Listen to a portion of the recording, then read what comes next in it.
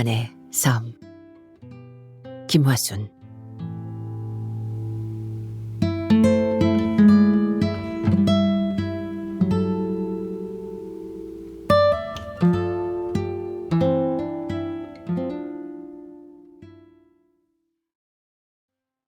오늘도 나는 그녀를 만난다. 밝은 갈색 톤에 찰랑거리는 머리카락이 어깨에 닿을 듯한 단발머리. 놀란 토끼처럼 동그란 눈에 깊이를 알 수 없는 까만 눈동자.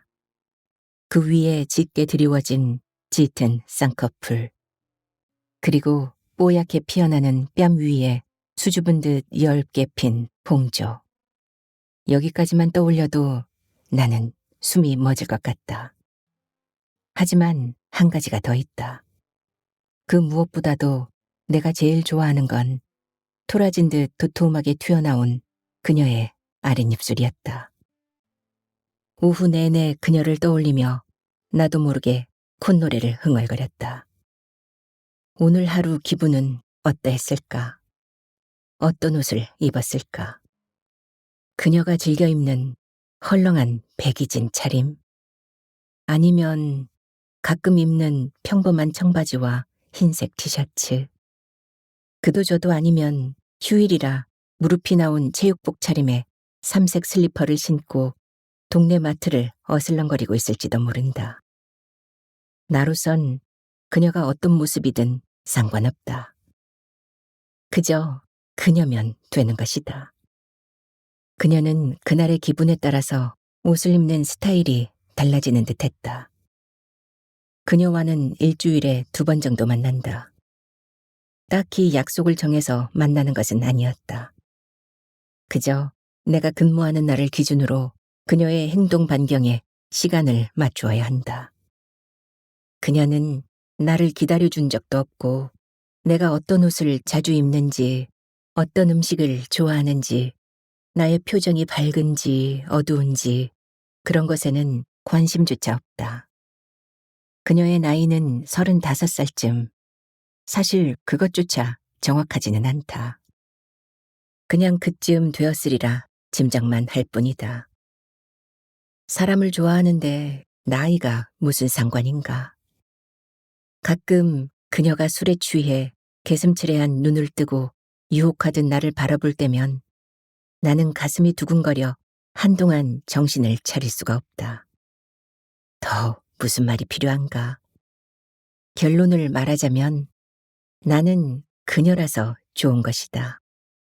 그러니까 40살의 내 인생은 온통 그녀뿐이다. 나는 건강한 청년임에도 불구하고 아직 결혼을 하지 않았으므로 그녀와의 미래를 한 번쯤 꿈꾸어도 좋은 나이니까. 요즘 부록의 나이에 결혼을 못한 사실이 뭐 그리 흉이 될까 싶지만 실상은 짝이 없는 슬픔을 공감하는 이는 많지 않다. 김주임, 결혼은 하고 싶을 때 하는 거야. 요즘 누가 결혼에 대해 고민하니? 결혼해봐. 당장 애들 양육비며 교육비, 집장만으로 인생 다 종쳐. 혼자 살아. 그게 제일이야. 에이구, 저 꼰대. 말이나 못하면. 저런 개 풀 뜯어먹는 소리를 할 수 있는 건 박 과장뿐이었다. 아랫사람에 대한 배려 따윈 눈 씻고 찾아봐도 없는 인간. 저 인간은 며느리와 사위를 보고 손주까지 보았으니 저런 말을 아무렇지 않게 하는 것이다. 미간을 찌푸리며 박 과장을 째려본 뒤 자리에 앉았다. 엑셀 파일을 잘 모르는 그가 정년을 훨씬 넘긴 나이임에도 불구하고 일할 수 있었던 이유는 바로 전기기사 자격증 덕분이었다. 그는 오랫동안 현장에 있었던 경험 덕분인지 현장 일에는 능숙한 사람이었지만 과장 직책이 아까울 정도로 관리자란 직책에는 어울리지 않는 사람이었다. 결혼은 하고도 후회, 안 하고도 후회라는데 그래도 해보기는 해야 할 것 아닌가. 누군 하기 싫어 안 하나? 내가 제일 불쌍해 보이는 날은 그녀를 만나지 못하는 날이었다. 그녀를 만나야 하는 시간에 그녀를 보지 못할 때, 그녀가 일이 생겨 일정을 펑크낼 때, 그런 날은 온종일 일이 손에 잡히지 않고 무엇에 쫓기는 사람처럼 안절부절 못하고 허둥대기 일수다. 또 누가 뭐라고 한 것도 없는데 자꾸 억울한 생각이 들고 가슴속에서 화가 치밀어 오른다. 그리곤 혹시 그녀에게 무슨 일이 생겼을까 싶어 밤이 늦도록 잠들지 못하고 뒤척이다 새벽녘에야 겨우 잠이 들곤 한다. 오후 6시. 오늘은 내가 당직을 서는 날이기도 하고 또 그녀를 만나는 날이다. 직원들이 모두 퇴근한 뒤 근처 편의점에서 사온 김밥과 컵라면으로 간단하게 저녁을 때웠다. 그러고 난 뒤 샤워를 하기 위해 헬스장을 들렀다. 샤워 부스에서 온수를 틀자 이내 샤워실은 수증기로 가득 찼다. 따뜻한 수증기가 그녀와 나의 만남을 축복해 주는 것 같다. 샤워를 마친 후 거칠한 턱수염을 정리하고 로션을 발랐다. 하루의 때가 묻은 얼굴로 그녀를 만날 수는 없지 않은가. 나는 의식을 치르기 위해 기다리는 사람처럼 거울 앞에 서서 마지막으로 나의 매무새를 점검했다. 이런, 이마에 이제까지 보이지 않던 새치 하나가 쭉 삐져나와 있었다. 엄지와 검지로 새치를 뽑으려고 한껏 잡아당겼다. 짧고 뻣뻣한 머리카락이라 그런지 자꾸만 양 손가락 끝에서 미끄러졌다. 겨우 새치를 뽑고 나자 온몸에 땀이 흥건히 뱄다. 김씨문 중에 용이 났네. 용이 났어. 용태이 정말 용타. 소도시에서 나름 엘리트 코스를 밟았던 형. 그런 형이 변호사가 되어 법무법인에 취직한 날 부모님의 눈엔 눈물이 고였다. 친척 어른들은 모두 입을 모아 형을 칭찬했고 누구랄 것도 없이 형의 손을 한 번이라도 더 잡아보려 애를 썼다. 그러다가 내가 형의 옆에 있다는 걸 깨닫고 당황해하며 너 용빈이 동생이지? 너는... 그러고는 할 말을 찾았다. 그러다가 딱히 할 말을 찾지 못하면 공부 잘하지? 라고 말을 얼버무렸다. 그 말인즉 형은 잘났는데 너는 왜 그 모양이니? 라는 말을 삼켰거나 아니면 뭐라도 위로의 말 한마디 정도는 해야 하지만 딱히 할 말을 찾지 못해 허둥대는 모습이었다. 한마디로 형이 어둠을 밝히는 전등빛이라면 나는 가볍게 내쉬는 한숨도 걱정해야 하는 그런 촛불쯤 되는 거였다. 나는 그저 그런 사람이었다. 그저 그런 대학을 그저 그런 성적으로 졸업했고 대기업 입사시험에 지원했으나 번번이 고배를 마셨다. 눈을 낮추라는 주위의 충고를 받아들여 중소기업에도 지원했지만 취업 경쟁이 너무 심했던 탓인지 결과는 마찬가지였다. 공무원 시험 준비나 해보는 건 어때? 백수 생활이 3년이나 이어지자 결심을 하신 듯 부모님은 말했다. 내 뜻을 물어보는 말투였으나 그 말 속에는 거부할 수 없는 단호함이 느껴졌다. 공무원 시험은 생각보다 만만하지 않았다.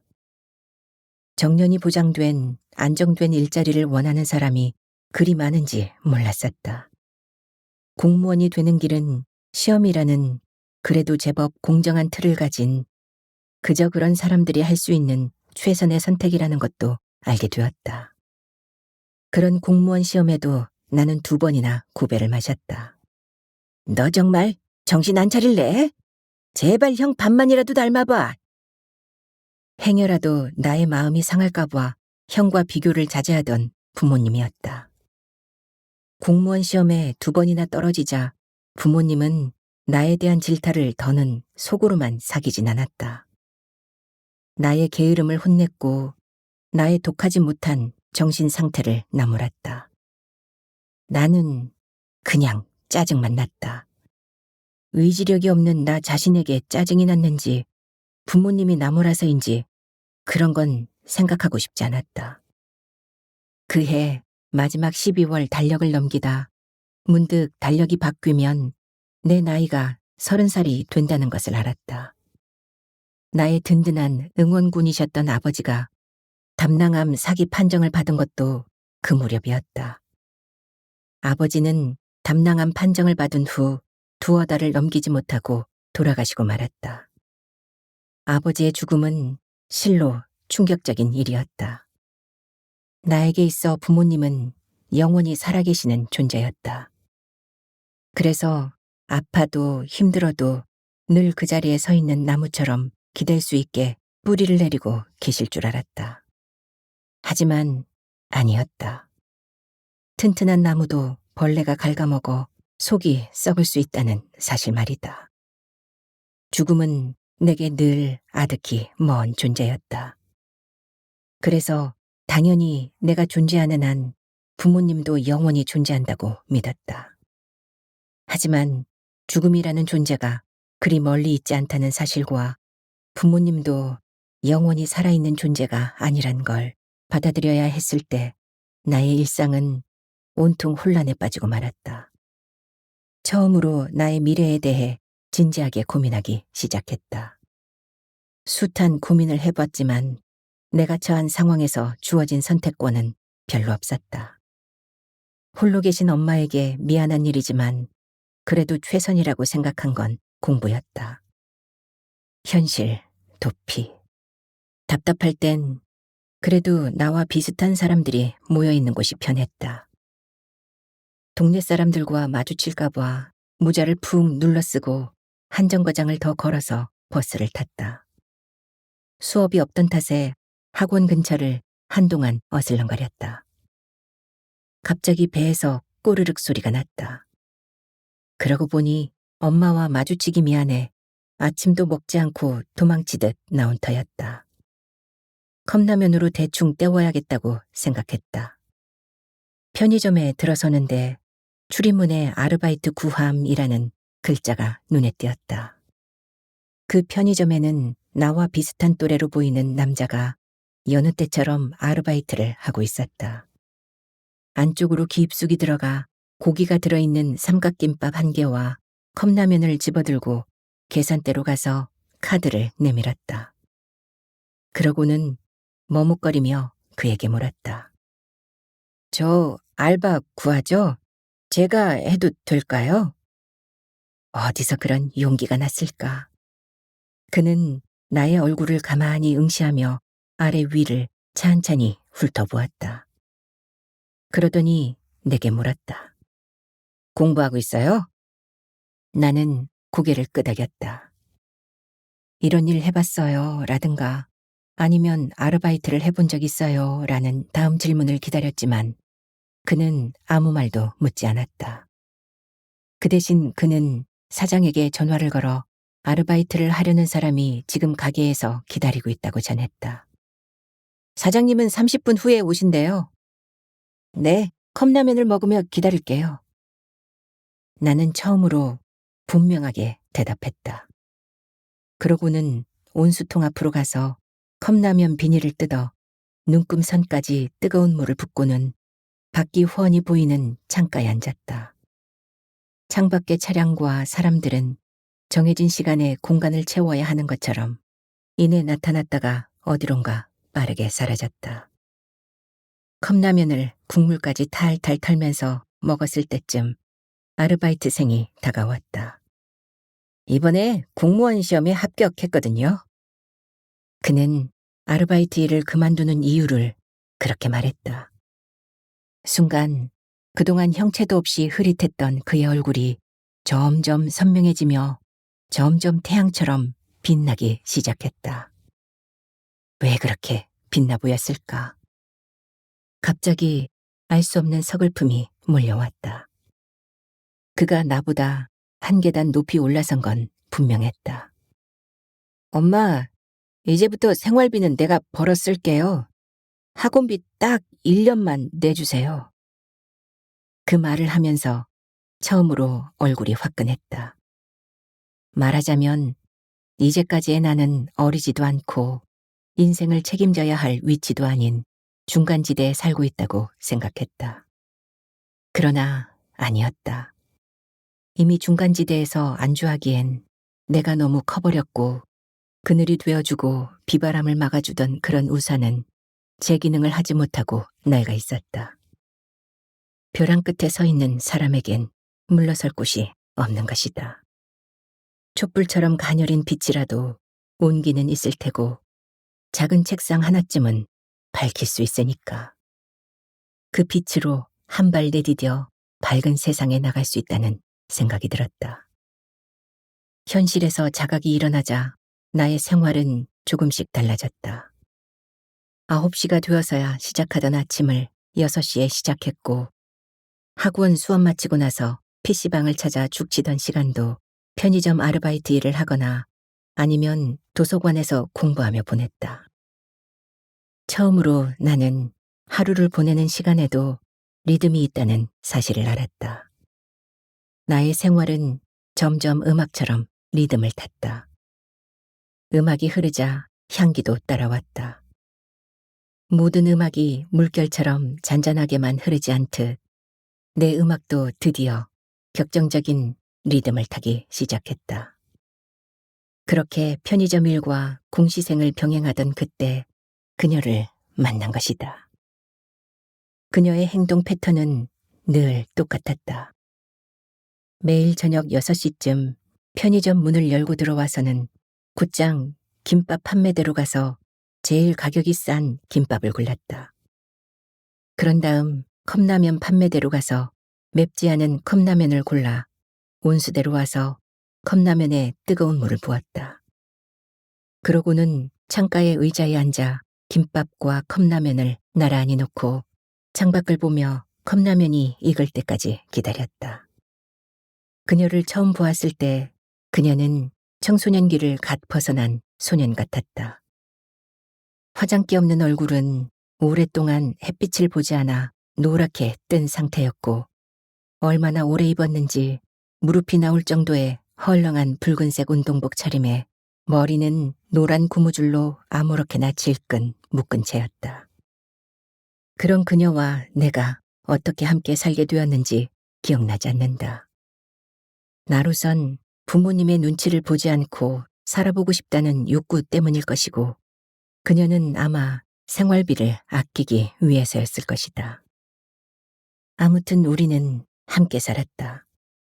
그녀와 함께 살면서 월세와 식비, 전기료, 수도요금, 난방비 이런 것들을 반반씩 부담했고 가끔은 젊은 청춘들이 을에 그렇듯 끓어오르는 욕구도 해결했다. 어차피 그녀나 나나 둘 다 유리천장 아래에서 뛰어오르지 못하는 메뚜기 신세인 건 마찬가지였다. 우리 서로 의지하는 거 맞지? 그녀가 물었다. 나는 대답 대신 고개를 끄덕였다. 6시 30분. 그녀가 도착할 시간이다. 자세를 가다듬고 방제실에 있는 CCTV 앞에 섰다.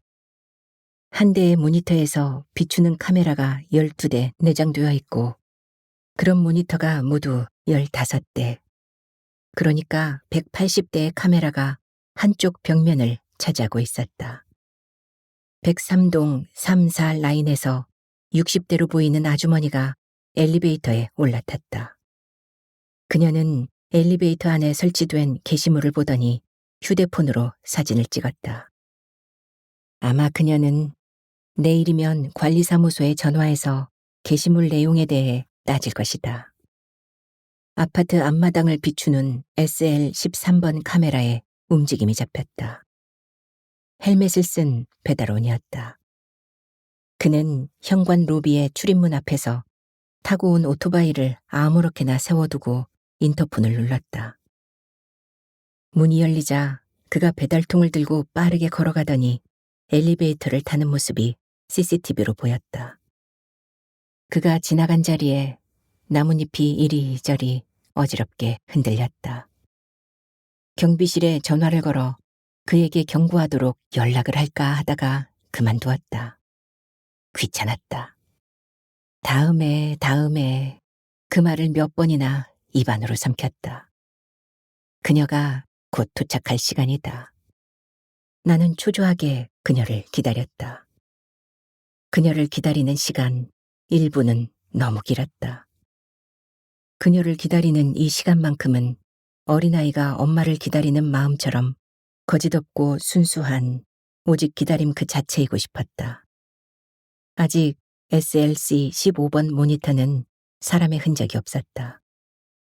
1층 현관 로비에는 카메라가 비스듬한 모양의 현관 출입문만 비추고 있었다.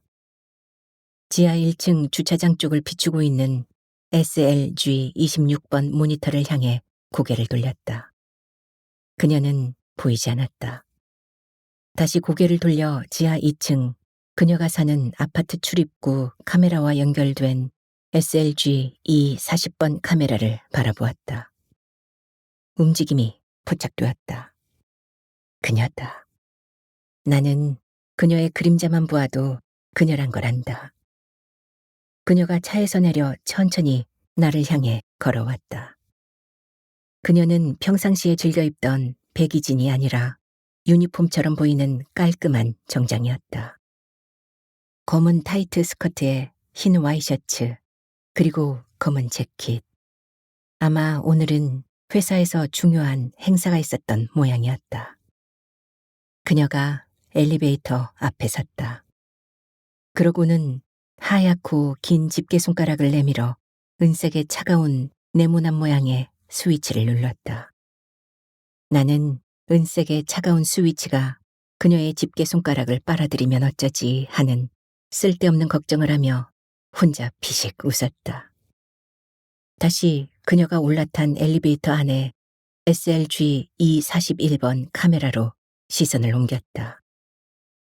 엘리베이터 문이 열리자 그녀가 엘리베이터 안에 올라타고는 12층을 눌렀다. 엘리베이터의 문이 닫히고 움직이기 시작하자 그녀가 몸을 돌려 거울을 들여다보았다. 엘리베이터 한쪽 면을 차지한 거울이 그녀의 모습으로 가득 찼다. 시간이 멈춘 듯 그녀는 한동안 거울을 멍하니 바라보고 있었다. 거울 속에 비친 그녀의 얼굴이 웬일인지 지쳐 보였다. 힘내. 지금 당신은 가장 빛나는 사람이야. 그녀에게 달려가 어깨를 감싸며 그 말을 하고 싶었지만 조용히 입속으로 삼켰다. 엘리베이터가 12층에 도착하고 문이 열리자 그녀는 몸을 굳혀 세웠다. 그리고 천천히 한 발 한 발 내디디며 엘리베이터 밖으로 사라졌다. SLG 241번 CCTV 화면에는 그녀가 머물렀던 엘리베이터 안의 흔적만 공허하게 비추고 있었다. 엘리베이터는 그대로 12층에 멈춰 있었다.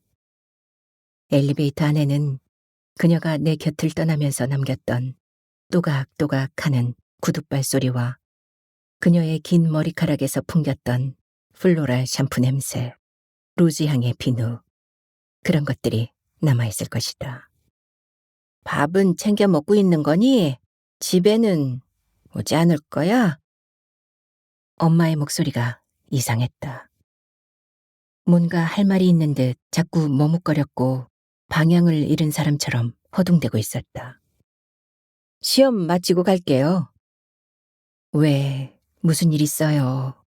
라고 물어봤어야 했지만 엄마니까. 엄마는 원래 그랬으니까.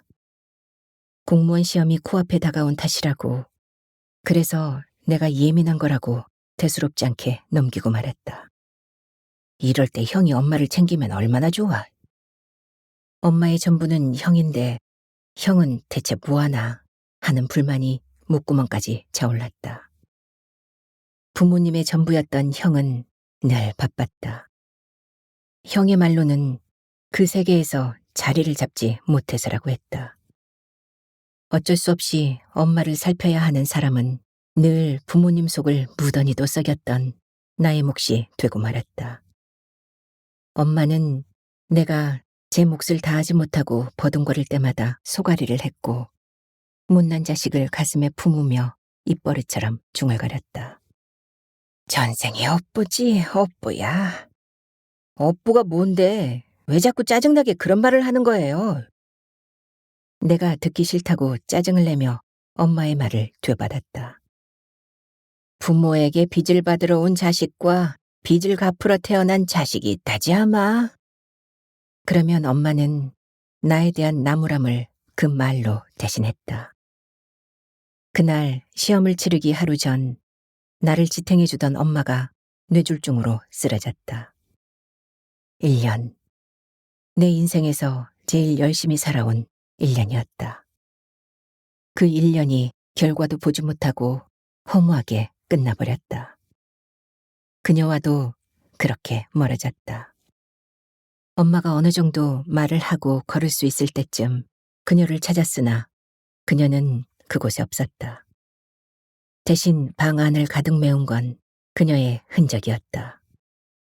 하루의 얼룩을 씻어내던 화장실엔 그녀와 내가 평소에 사용했던 플로럴 샴푸와 쓰다만 로즈 향의 비누가 허옇게 말라 여기저기 갈라져 있었다. 내 물건을 정리해 놓은 상자 2개와 아무렇게나 버려진 슬리퍼가 짝을 잃은 채 덩그러니 남아 있었다. 허탈했다. 현관 앞에 털썩 주저앉아 무릎을 세워 그 속에 고개를 파묻었다. 나의 어둠의 끝은 어디였던가. 이제 나의 빛은 없었다. 7시. 아무도 없는 텅 빈 사무실에 갑자기 전화벨 소리가 요란하게 울렸다. 그 소리에 놀란 나머지 내 공허함이 순식간에 소리 안으로 빨려 들어갔다. 서둘러 방제실을 나와서 전화를 받았다. 네, 관리사무소입니다. 무엇을 도와드릴까요? 전화를 건 사람은 헬스장 책임을 지고 있는 태웅이었다. 형, 헬스장에 인터넷이 고장인가 봐요. 연결이 안 돼요. 정수기 종이컵도 다 떨어졌고요. 창고 안에 있나 하고 찾아보았는데 창고에도 없어요. 종이컵 한 상자를 들고 헬스장에 갔다. 태웅이는 그곳에 없었다. 정수기 옆면에 종이컵 통에 종이컵을 한 줄 채우고는 혹시 다른 물품이 모자라지 않는가를 살폈다. 휴지나 A4 용지 재고 모두 충분했다. 그러고는 인터넷 상태를 살폈다. 인터넷은 선로, 공유기, 코드 다 정상이었고 화면을 켜보니 IP가 충돌되고 있는 상태였다. 관리 일지에 기록한 뒤 헬스장을 나오려는데 그가 문을 열고 들어왔다. 그리곤 내게 커피를 내밀었다. 추운데 웬 아이스 아메리카노? 진하게 땀 흘리고 난 뒤에 이 한 모금 들이켜면 진짜 죽여요. 그가 헬스 자전거에 앉으며 커피를 한 모금 들이켰다. 나도 그의 옆에 있는 헬스 자전거에 나란히 앉았다. 그가 요즘 어때요? 라고 물었다. 나는 그의 묻는 의도가 나의 사생활인지 일은 어떠냐고 묻는지 헷갈렸다. 나의 대답은 늘 똑같았다. 그냥 그렇지 뭐. 그러곤 피식 웃었다. 내가 왜 웃는지도 모르는 그런 웃음이었다. 형, 어머니 병이 나을 때까지 결혼은 안 할 거예요? 그가 물었다. 나는 대답 대신 헬스 자전거 페달을 힘껏 밟았다. 그러고는 커피를 입으로 가져가 한 모금 쭉 빨았다.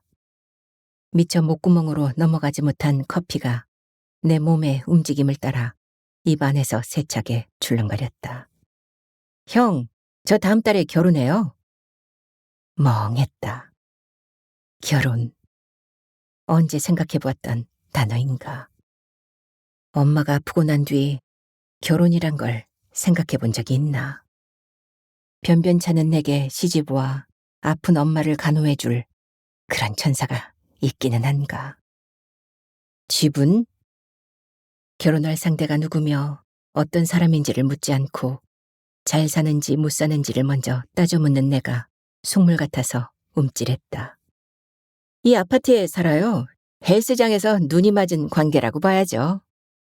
그 말을 하며 그가 너털 웃음을 웃었다.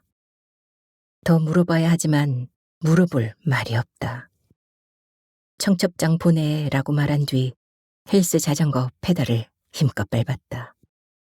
내가 밟지 않아도 원심력에 의해 자연히 돌아가는 페달을 3개 더 힘껏 밟았다. 헬스 자전거는 한 발짝도 앞으로 나가지 않고 그 자리에 멈춰 서서 바퀴만 세차게 헛돌고 있었다. 엄마의 뇌졸중은 왼쪽 두개골에서 눈 그리고 오른쪽 팔과 오른쪽 다리로 찾아왔다. 지금은 많이 좋아지긴 했지만 후유증 때문인지 한쪽 팔과 한쪽 다리를 잘 움직이지 못했다. 말도 어눌해서 처음에는 알아듣기가 무척 힘이 들었다. 특히 형의 직업인 변호사라든가 친척들, 그 중에서 나의 친가 쪽이니까 엄마에겐 시댁 쪽 사람들의 발음이 서툴렀다. 처음엔 엄마가 일부러 저러나 하는 의심이 들기도 했다. 하지만 일부러 그러지는 않은 것 같았다. 가끔, 아주 가끔 엄마가 나의 앞길에 장애물 같아 피하고 싶을 때가 있다. 친구들이 청첩장을 보내왔을 때, 어쩌다가 만난 대학 동창이 대기업에 취직해 잘 나가고 있을 때, 그리고 같이 공부하던 공시생 몇몇은 공무원이 되었다는 소식을 접했을 때, 그때마다 나는 움츠러들었다. 다들 속도를 내며 달리는데 나는 나만이 족쇄를 차고 있는 사람처럼 뛰어오르지 못하고 있었다. 우철아, 간병인을 구하고 너는 네가 하고 싶은 거 해. 어눌한 말투로 엄마가 내게 말했다. 나의 한숨이 깊었던 모양이었다. 사실 나 역시 이대로 더 나이가 들어버리면 어쩌나 하고 불안했다. 이럴 때 형이 도와주면 좋을 텐데. 나의 바람은 그 이상도 이하도 아니었다. 그러나 형은 감감무소식이었다. 아무도 없는 관리사무소를 오래 비워둘 수는 없었다. 사무실에는 낮 동안 여러 사람이 분주하게 움직였던 공간인가 싶을 정도로 공허했다. 심지어는 허한 마음을 달래주던 탕비실 안에도 그 느낌은 남아있었다. 나는 걸음을 옮겨 방제실로 향했다. 분주하게 움직임을 포착하는 카메라가 쓸데없는 잡생각을 떨치게 해주었다. 방제실에서 카메라를 살피는 건 위험을 예방하는 동시에 나의 가장 중요한 밥줄이었다. 카메라의 상황을 훑어보다가 SL 2번 카메라에서 한 남자의 이상한 움직임이 포착되었다. 그는 술에 취한 채 비틀거리며 바지를 내리고 있었고 곧이어 부르르 몸을 떠는가 싶더니 그의 발 밑으로 오줌 줄기가 쏟아지고 있었다. 빌어먹을 놈. 내 입에서 욕설이 쏟아져 나왔다. 그리고 청소도구가 있는 창고로 걸어갔다. 그곳에서 밀대와 걸레를 챙겨 엘리베이터가 있는 101동 1, 2호 쪽으로 걸음을 옮겼다. 민원이 생기기 전에 빨리 닦아야 했다. 미화원이 청소하는 아침까지 기다려도 되지만 그 사이에 걸려오는 민원이 더 많아 골치가 아플 것이다. 밤 11시, 저녁을 너무 간단하게 먹었는지 허기가 졌다. 컵라면이라도 먹고 자야겠다고 생각하며 커피포트에 물을 붓고는 스위치를 눌렀다. 잠시 후 부글부글 물이 끓어오르는 소리가 들리더니 딸칵 소리가 나면서 전원이 꺼졌다. 컵라면에 물을 붓고 뜨거운 김이 나가지 않도록 뚜껑에 책을 올려두었다. 컵라면이 익기까지 1분. 라면이 익어가며 익숙한 맛과 냄새가 머릿속을 스치며 입에 침이 고였다. 갑자기 유혹을 참았던 오디세우스가 생각났다. 사이렌의 노랫소리를 들으면 빠져나오지 못하고 죽음길로 향해 가는 사람처럼 라면 또한 그렇다. 갑자기 119 사이렌 소리가 요란하게 들렸다. 이제 막 라면이 익었는데 짜증이 확 밀려왔다. 얼른 방제실로 가서 모니터를 확인했다. SLC 6번 카메라에서 할머니 한 분이 급하게 엘리베이터에 올라타는 모습이 보였다. 곧바로 그녀를 따라 할아버지가 쫓아가며 할머니 머리채를 잡아 끌고 때리는 장면이 목격됐다. 할머니는 피를 흘린 채 얼굴을 두 팔로 감싸며 할아버지의 주먹을 피하고 있었다. 백이동 805호 할아버지였다. 할아버지는 전에도 자주 이런 일이 있어 경찰들이 왔었다. 내가 현장에 막 뛰어가려고 할 때였다. 경비실에서 경찰이 도착했음을 알려왔다. 그 할아버지는 요주의 인물로 알려져 있었다. 소라는 경찰이 할아버지를 데려간 뒤에야 일단락되었다. 이제 당직실에서 잠을 청해도 되는 시간이다. 관리사무소에 최소한 불빛만을 남겨둔 채 사물함에서 이불을 꺼내고는 간이 침대를 폈다. 침대가 펼쳐지며 시큼한 냄새가 배어나왔다. 시트를 갈아야 할 때가 되었나 보다. 내일은 강주임에게 침대 시트를 빨아오라고 해야지. 눈을 감았으나 잠이 오지 않았다. 아까 헬스장에서 태웅이가 결혼한다는 이야기를 들었을 때까지만 해도 그냥 그랬다. 결혼, 나도 결혼을 해도 되나? 결혼은 할 수 있고, 엄마는 여자, 그녀는. 그렇게 꼬리를 물듯 생각이 이어지며 잠은 아예 멀리 달아나 버렸다. 문득 내가 왜 하는 생각과 함께 갑자기 딱딱하고 삐걱거리는 간이 침대 소리가 신경 쓰였다. 아, 진짜.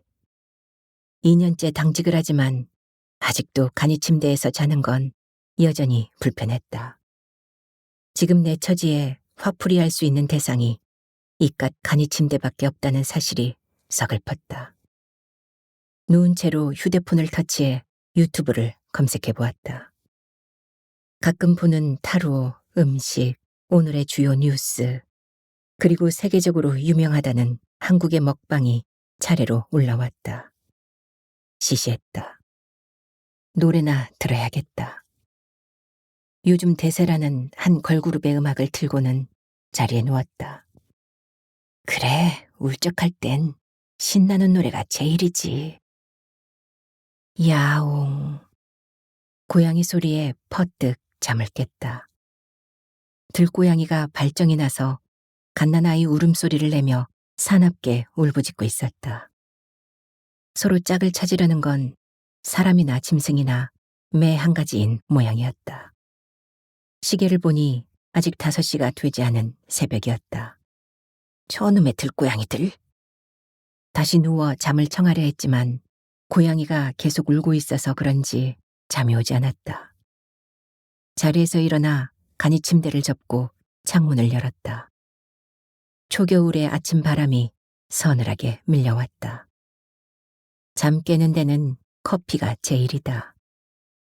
탕비실로 가서 커피포트에 물을 올리고 일회용 컵에 커피 믹스를 쏟았다.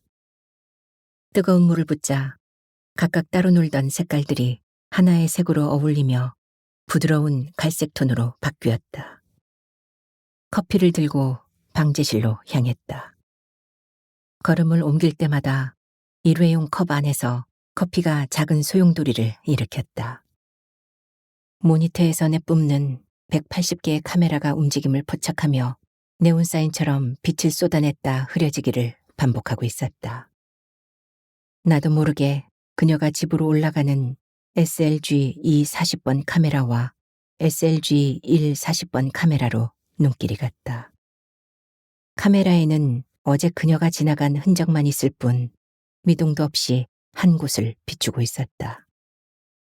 몸은 나의 습관을 기억한다.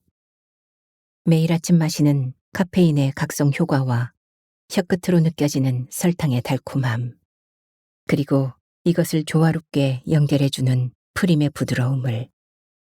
커피를 한 모금 더 마셨다. 처음 한 모금 마실 때보다 많이 식은 상태지만 아직 커피는 따뜻했다.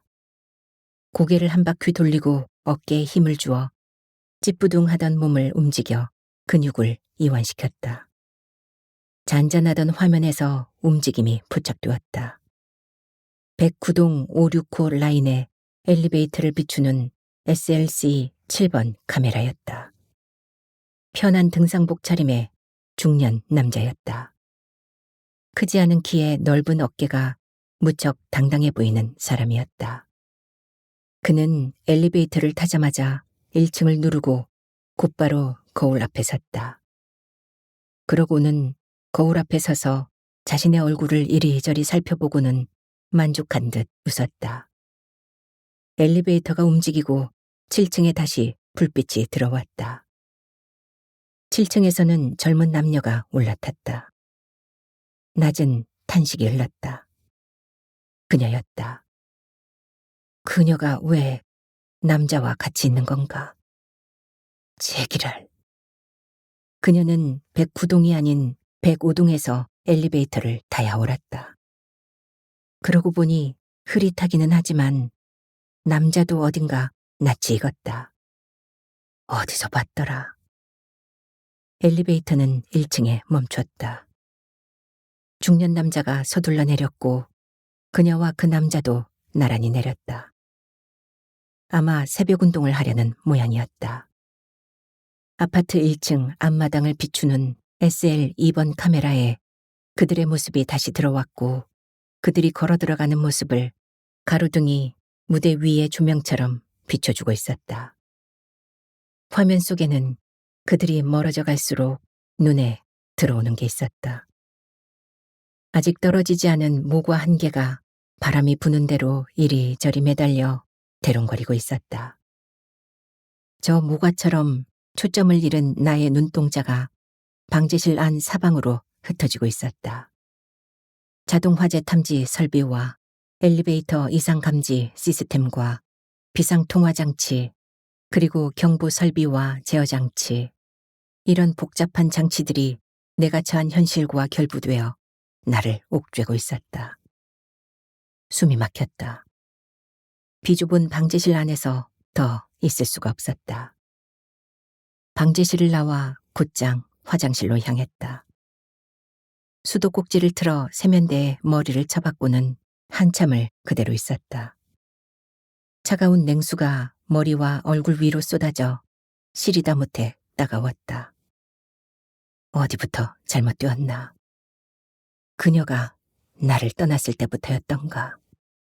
아니면 엄마가 아팠을 때부터? 그것도 아니면 아버지가 돌아가셨을 때부터였을까? 아니, 어쩌면 형과 내가 비교당하고 있던 어린 시절부터였을지도 모른다. 아니다, 아니다. 이 모든 원인은 바로 나였다. 한 번도 간절하게 무엇을 원하지 않았고 얻으려고 발버둥을 친 적이 없었다. 누구와도 부딪힌 적 없었고 그저 사람 좋은 웃음을 웃거나 피하기만 했던 나였다. 나의 아군만큼 적이 생긴다고 했던가. 내게는 아군도 없었고 적군도 없었다. 이제 그녀는 나의 사람이 아니었다. 어쩌면 처음부터 나의 사람이 아니었을지도 모른다. 다만 그 사실을 내가 몰랐을 뿐이다. 좋은 아침입니다. 8시 40분 신주임이 인사를 건넸다. 출근 인사를 건네는 그의 목소리는 생동감이 넘쳤다. 그에게 밤사이 있었던 일들과 기계실 점검 상태, 그리고 오늘 해야 할 일들을 인계하고는 관리사무소를 나왔다. 직원들만 사용하는 뒷문을 나와 1층으로 올라가는 엘리베이터를 탔다. 평소에는 늘 관리사무소가 있는 101동 지하 주차장에 주차를 하곤 했었다. 하지만 어제는 왜 그랬는지 모르지만 지상에 있는 112동 주차장에 주차해 놓았었다. 차에 타자마자 시동을 켜고는 의자에 머리를 기대었다. 간밤의 피로가 한꺼번에 몰려왔다. 심호흡을 크게 한번 몰아쉬고는 경비실이 있는 정문 쪽으로 차를 몰고 나갔다. 정문 입구에 이르자 붉은 빛을 띠며 입구를 막고 있던 주차 차단기가 나의 휴대폰 속에 연결된 앱을 통해 초록색으로 바뀌며 열렸다. 차가 천천히 아파트 왼쪽 모퉁이로 미끄러져 갔다. 이런, 그녀와 남자가 저 멀리에서 걸어오고 있었다. 그들은 서로 다정하게 이야기하며 잇몸을 환하게 드러내며 웃고 있었다. 이윽고 그들이 나의 차를 스쳐 지나칠 때쯤 남자가 누군지 깨달았다. 남자는 편의점에서 만났던 그 남자였다. 처음 만났을 때부터 나보다 환하고 밝아 보였던 남자. 그래서 늘 나의 앞에 서 있었던 남자. 나에게 유리벽이 어떤 건지를 알게 해준 남자였다. 이제 그녀를 두고 나는 또 그의 뒤에서 따라가야 하는 신세인가. 그때 휴대폰이 울렸다. 태웅이었다. 형, 퇴근 시간이죠? 오늘 미팅 안 할래요? 울 자기 친구요. 걱정 마세요. 형 사정은 다 이야기했대요. 다시 오른쪽 모퉁이로 차를 몰았다. 이 모퉁이만 돌면 바로 대로변으로 연결되는 도로다. 차가 모퉁이를 돌자 도로변에 늘어선 가로수들이 아침 햇살에 불타고 있었다. 눈이 부셨다. 이제까지 나만 몰랐던 아침 햇살인가.